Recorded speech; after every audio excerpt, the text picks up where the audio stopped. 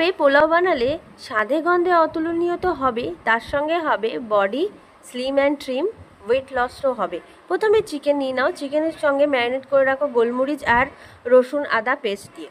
তারপরে এদিকে একটু গোটা গরম মশলা, 1 চামচ ঘি, বেশি ঘি নয় কিন্তু, একদম হালকা। তারপরে চিকেনটা একটুখানি ভেজে নিয়ে আলু দিয়ে দেবো। আলুর বদলে তোমরা সবজি দিতে পারো, কিন্তু আমি এখানে আলু দিয়েছি।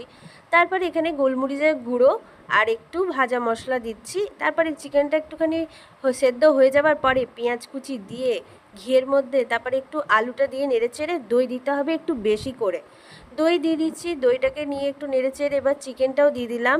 এবারে দিচ্ছি জিরে গুঁড়ো, ধনে গুঁড়ো, বিরিয়ানি মশলা, আবার চালটা ভিজিয়ে রেখেছিলাম 8 ঘন্টার মতো, চালটাও দিয়ে দিচ্ছি।